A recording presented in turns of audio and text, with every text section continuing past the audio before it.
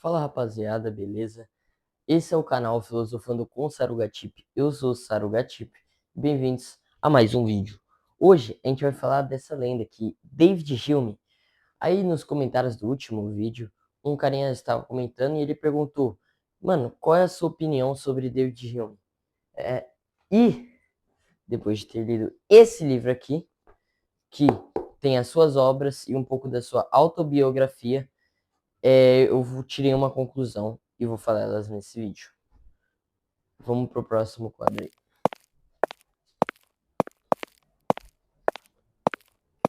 Fala rapaziada, beleza?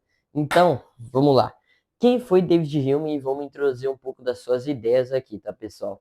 David Hume aí foi um grande filósofo aí do século XVIII, que viveu aí no intervalo de tempo entre 1700 e 1800.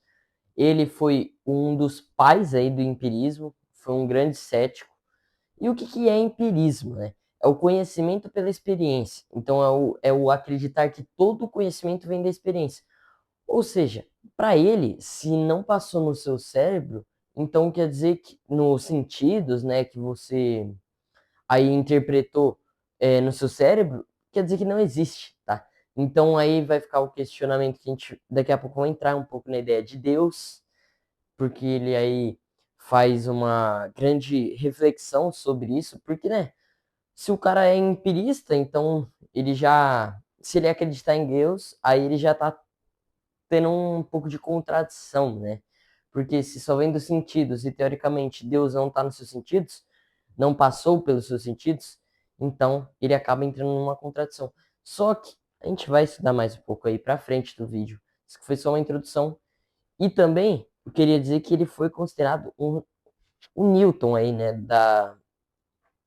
do estudo da ideia humana, tá, pessoal? Então, tipo assim, será que existimos? Ele começou com essa parada de existencialismo, que depois, aí no modernismo, pós-modernismo, na contemporaneidade, foi dando continuidade como a filosofia existencialista aí, estudada por muitos filósofos. Mas, basicamente, essa foi a introdução sobre o Hume. Vamos aí para o próximo. E aí, rapaziada, beleza? Vamos para a parte 2 aqui, que é o seguinte: o que vai vir agora, né? Vai vir uma bomba, que é o empirismo radical. Então, o Hume ele começou a ser questionado e questionar na época, pois ele não afirmava nada. E ele também questionava muitos filósofos aí da época que, tipo assim, cara, você está buscando uma verdade absoluta, sendo que você não sabe de quase nada, e tudo aquilo que você sabe pode ser uma ilusão. Então, ele entrar nessa reflexão aí, e muitos filósofos caíam em cima dele, falando que isso era uma completa bobagem e que a gente sim tínhamos verdades absolutas. Só que, para ele, nada era uma verdade absoluta, já que a gente não pode ter certeza de quase nada, né? Então, agora entrando um pouco na ideia de empirismo. A gente pode dar o exemplo de uma maçã. Você pega uma maçã, você vai lá, vamos fingir que isso aqui é uma maçã. Sei lá, você ó, consegue sentir o cheiro da maçã, você consegue morder a maçã e você consegue sentir o gosto da maçã. Ou seja, isso é uma experiência real, é um sentido, tá passando pelos seus sentidos, você tá conseguindo ver, tocar, tá conseguindo ter aí o paladar afetado por essa maçã. Então, isso para ele realmente era uma experiência real, tá, pessoal? Agora, se a gente pegar, por exemplo, a alma, Deus, para ele a gente não pode afirmar quase nada sobre isso, porque a gente não tem ideia mesmo.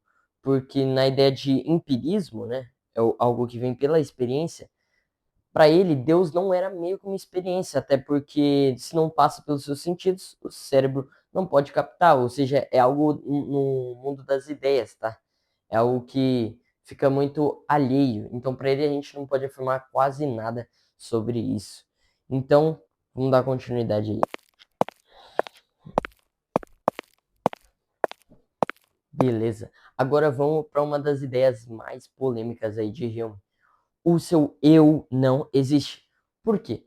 Porque o ser humano, ele manipula e é manipulado a quase todo momento. Então, se você acredita que tem um eu, para ele você estava errado, porque nós somos como um álbum de figurinhas. E não necessariamente essas figurinhas ficam ali coladas no álbum. Exemplo, pode chegar alguém e pode tacar fogo nesse álbum. E o que seria tacar fogo? É você ficar louco, ou seja, você misturar as coisas, você esquecer de tudo, por exemplo, amnésia aí, uma doença, né? Tudo isso pode afetar o seu álbum, ou seja, não existe um eu para ele, né? Então você, na verdade, é um conjunto de percepções sobre o mundo que o tempo todo está mudando e a gente sabe disso. Por isso que tem que tomar cuidado com certas afirmações que nós fazemos, porque de um dia para o outro a gente pode acabar mudando de opinião, de ideia, e por isso que, de novo, ele é contra as verdades absolutas. É isso aí. Beleza? A gente vai entrar agora na segunda ideia de uma das, quer dizer, segunda não, que a gente está colocando nesse vídeo, tá? Mas é uma das muitas ideias aí que Hume teve. Então a gente vai entrar aqui na ideia de causa e efeito. Vocês vão entender completamente. Se eu soltar isso aqui, o que, que vai acontecer? Se você diz cair, você está errada, porque ele subiu. Ou seja, ele não caiu. Na verdade, ele caiu, sim, no ponto de percepção de que ele atingiu o seu ponto limite e caiu. Ou seja, ele não subiu. Isso aqui eu brisei um pouco, mas tudo bem. Mas de qualquer jeito, na hora que eu soltei, ele caiu. E o meu cérebro já sabia que isso ia acontecer. Mas eu sei o porquê. Às vezes a gente não sabe o porquê, mas de tanto isso acontecer, o nosso cérebro já sabe que algo vai acontecer. Ou seja, ele cria um padrão que não é uma verdade absoluta. Ou seja, não é algo 100% confirmado.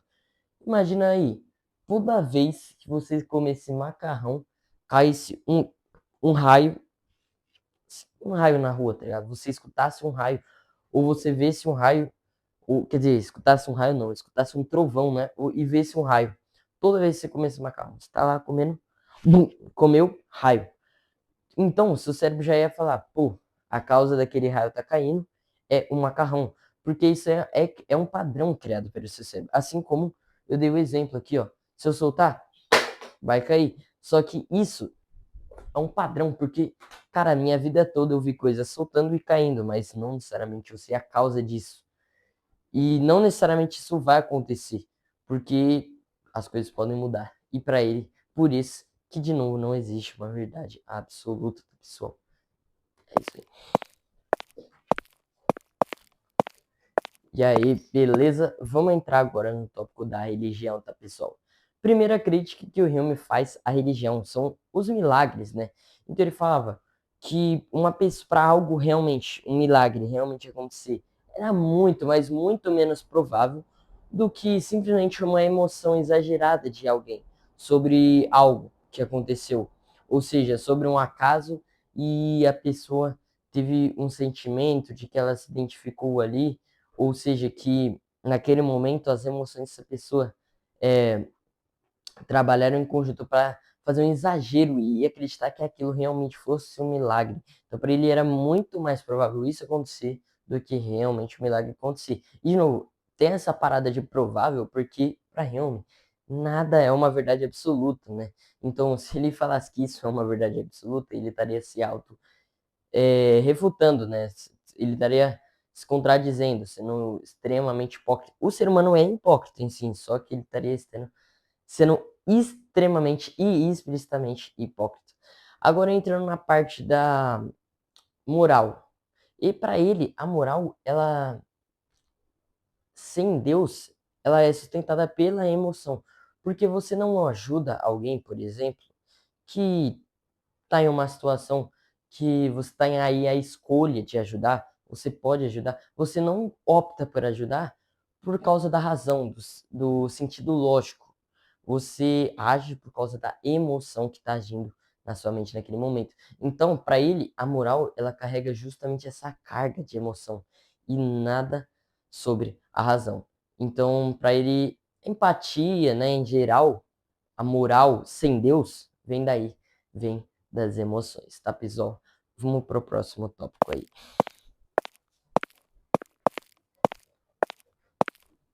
Beleza, rapaziada. Vamos entender por que sem o Hume nada da filosofia moderna existiria. E por que ele é tão importante assim para a história?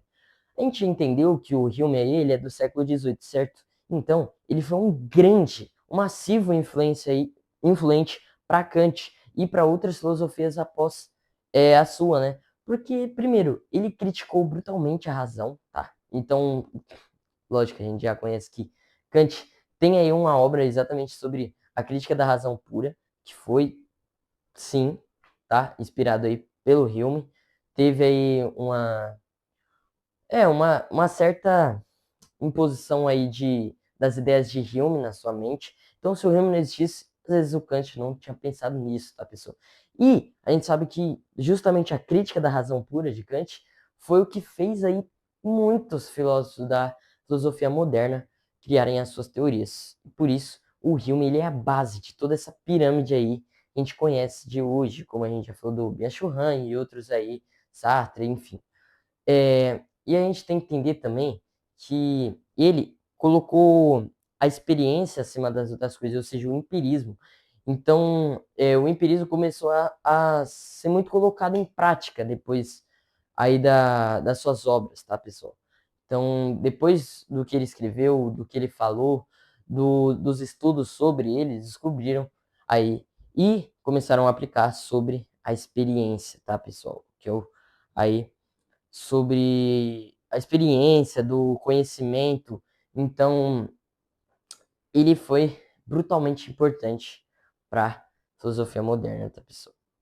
É isso. Vamos pro próximo aí. Fala, pessoal, beleza? Então, vamos estar finalizando aí sobre David Hume, tá, pessoal? O que você vai levar para sua vida depois desse vídeo? Então, sempre quando você for discutir com alguém, ou então achar que está certo, 100% certo em algo, você se questiona e pergunta, será? Porque Hume, ele basicamente levou a vida inteira dele estudando para perceber isso. Então, tenta catar um pouco da ideia dele aí sobre certezas absolutas, que não existem, tá, pessoal? Então, se você tiver uma certeza absoluta, questione-se e ouça também. Entenda que você pode ser questionado sobre essa certeza, entenda discutir, saiba realmente conviver em uma sociedade que, se a gente tiver uma certeza absoluta, levar tudo para os extremos, a gente nunca vai ter uma comunicação de verdade, a gente não vai ter aí a tal da imparcialidade, que na verdade não existe, mas pelo menos tender à imparcialidade, né? A gente tender a não ser assim, não ser totalmente parcial, tá, pessoal? Ser totalmente extremo, não conseguir conversar com ninguém, não mudar a nossa ideia por nada, sendo que nesse próprio vídeo a gente já entendeu que nós somos um álbum de figurinhas, nós somos um álbum de fotos, álbum de memórias, e a gente muda o tempo todo, pode tirar, pode colocar, a gente pode esquecer algumas coisas, a gente pode começar a catar ideias que a gente pensava que nunca iria catar. Desde que, lógico, não sejam preconceituosos, tá, pessoal? Mas é isso. É isso que de Hume você vai levar aí para sua vida. E um pouco da minha opinião e sobre a vida de David Hume aí, pessoal. Muito obrigado aí. Comentem aí o que vocês querem. O inscrito aí comentou como tá aparecendo aí na tela. E eu fiz o vídeo para vocês. Então pode comentar aí que eu vou fazer o vídeo. Muito obrigado. Esse foi o quarto vídeo. Se inscreve, dá um like, ativa a notificação e falou.